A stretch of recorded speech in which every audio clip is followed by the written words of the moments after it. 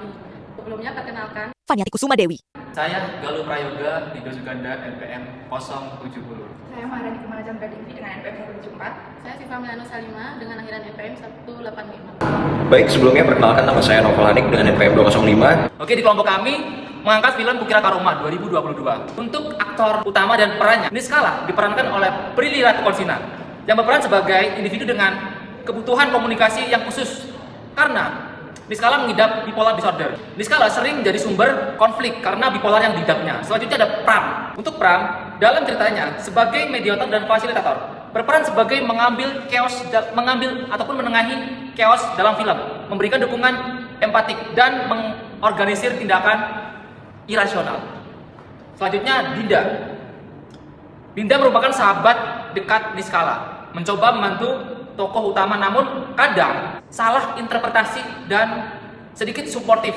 Selanjutnya ada Anus, merupakan sahabat dekat Niskala, sama seperti Dinda, berperan sebagai pemberi perspektif lain, berperan sebagai mediator dalam percakapan ataupun penghubung antar anggota dan tokoh lainnya. Selanjutnya orang tua Niskala, yaitu ayah dan ibu Niskala, berperan seperti figur otoritatif atau penentu keputusan, memainkan peran otoritatif dalam pengaturan perawatan dan norma keluarga. Untuk slide selanjutnya menunjukkan adegan menunjukkan komunikasi organisasi ataupun kelompok dalam film ini. Pertama, adegan debat di kelas antara kelompok pro dan kontra. Niskala terpancing emosinya. Dalam adegan tersebut, Niskala yang berada di kelompok kontra menjadi emosional ketika argumen ditentang oleh kelompok lawannya. Ketegangan meningkat dan situasi kelas menjadi tidak kondusif, sehingga Dinda dan Anus segera berusaha menekannya agar tidak semakin tersulut oleh suasana debat. Adegan ini menunjukkan bentuk komunikasi konflik di lingkungan formal serta bagaimana kedua sahabat sebagai tim melakukan upaya untuk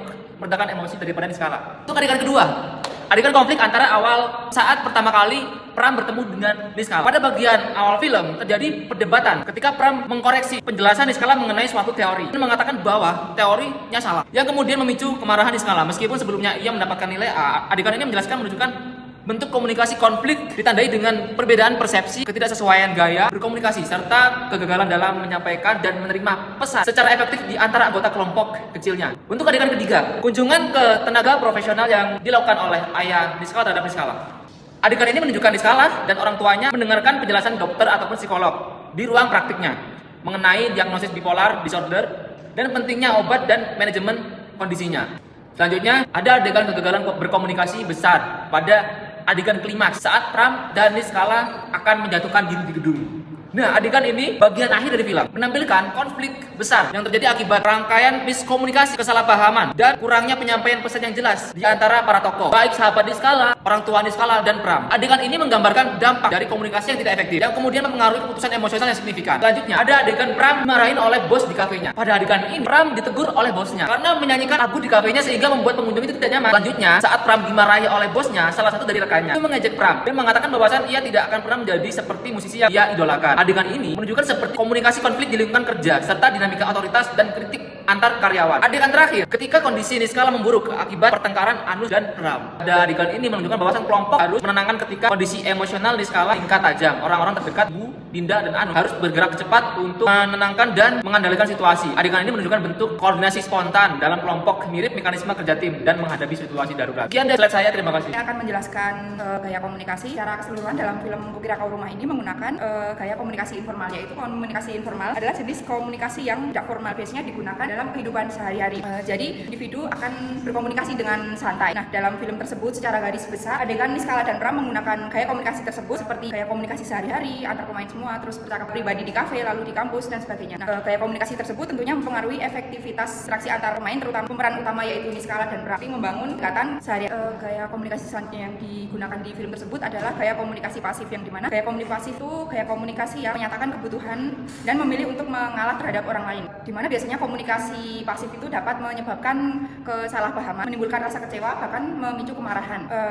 Dalam film tersebut digunakan pada adegan Niskala yang terkena bipolar seringkali mengutamakan orang lain, yaitu ayahnya sendiri. Niskala selalu mengalah dan mematuhi semua peraturan ayahnya, di mana dia tidak dibebaskan semenjak terkena bipolar. Namun Niskala tidak selalu mematuhi ayahnya, dia diam-diam di belakang bertemu dengan kasih hatinya yaitu Pram. Hal tersebut memicu konflik antara ayah dan Niskala. Sebenarnya gaya komunikasi tersebut tentunya mempengaruhi efektivitas interaksi antara Niskala dan ayahnya, karena terdapat beberapa faktor psikologi. Yang pertama, persepsi Niskala terhadap Niskala ini merasa dibatasi dalam pergaulannya, pertemanannya oleh orang tuanya, dan membuatnya mudah tersinggung oleh perasaan orang lain, dan dia cenderung menarik diri dari lingkungan sekitar, dan sehingga sering terjadi konflik antara Niskala dengan keluarganya. Kemudian, Pram memiliki persepsi yang positif. Persepsi yang dimiliki oleh Pram ini berupa Niskala ini adalah individu yang mampu untuk didengar dan layak untuk dipahami perasaannya, sehingga komunikasinya menjadi hangat, terbuka, serta empatik.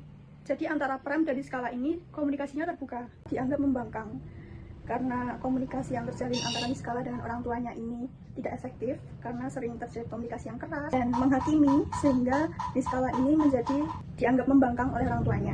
Niskala merasa semakin jauh dan tidak dipahami oleh keluarganya. Niskala sering mengalami ketakutan akan perasaannya dan khawatir dianggap salah oleh orang tuanya, sehingga dia cenderung untuk menutup dirinya dari keluarganya dan tidak ingin bercerita kepada orang tuanya. Komunikasinya cenderung tertutup dan berjarak, jadi interaksinya itu tidak setiap hari, tapi Niskala cenderung mendam perasaannya dan tidak mau meluapkannya ke orang tuanya. Kemudian, keluarga ini termotivasi oleh ketakutan kehilangan Niskala, karena Niskala ini mempunyai gangguan bipolar, sehingga orang tuanya itu termotivasi untuk menjaga dan protektif oleh keadaannya Niskala ini, sehingga Niskala dibatasi dalam pertemanan dan Niskala ini tidak diizinkan untuk mengeksplor dunia luar ini, sehingga kondisi mentalnya semakin tidak baik.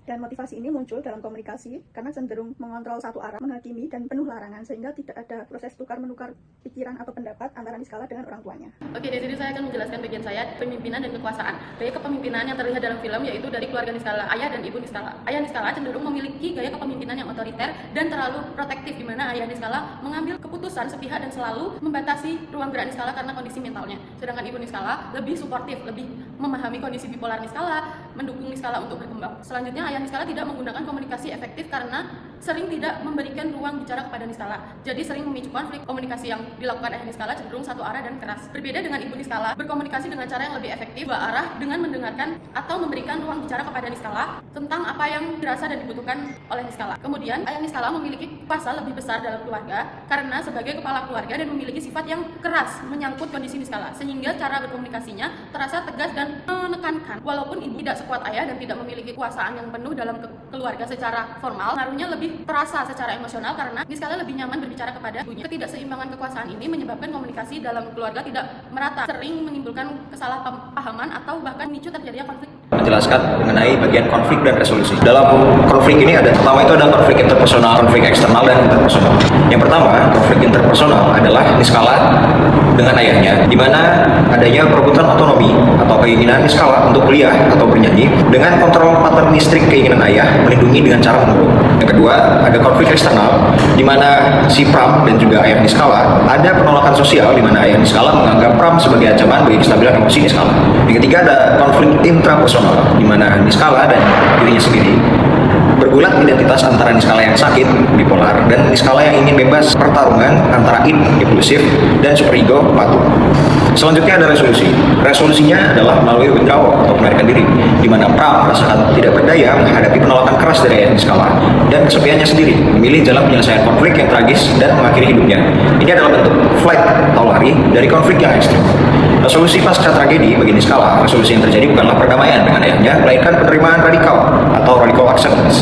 Meskipun ayahnya tetap tidak mau meminta maaf, menunjukkan ego yang tinggi, Niskala meminta untuk berdamai dengan dirinya sendiri dan melanjutkan hidup dengan dukungan ibunya, menyadari bahwa ia tidak bisa menguntungkan kebahagiaan pada orang lain, baik Pram maupun ayahnya. Selanjutnya ada teori komunikasi organisasi yang digunakan adalah teori dialektika rasional, di mana Baxter dan W.K. Rawlins pada tahun 1988. Teori dialektika relasional adalah teori komunikasi yang menjelaskan hubungan interpersonal sebagai ketegangan terus-menerus antara dorongan yang berlawanan seperti otonomi versus keterikatan, keterbukaan versus pelindungan, dan kebaruan versus prediktibilitas yang dikelola melalui komunikasi untuk menciptakan makna dan dinamika hubungan. Seperti adegan dalam film keinginan Niskala untuk hidup normal, namun ayahnya yang tidak membebaskannya semenjak Niskala terkena bipolar. Saat Niskala mengekspresikan kegembiraannya pada saat bernyanyi dengan Pram, ayahnya tiba-tiba datang dan marah-marah. Dari kegagalan organisasi keluarga dalam film ini, kita dapat menarik pelajaran praktis. Yang pertama adalah transparansi komunikasi.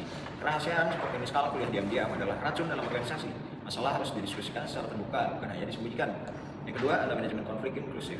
Pemimpin atau orang tua atau manajer harus beralih dari gaya kompeting ke kolaboratif, mendengarkan aspirasi anggota yang lemah, seperti Niskala seringkali memberikan wawasan krusial untuk kesehatan organisasi.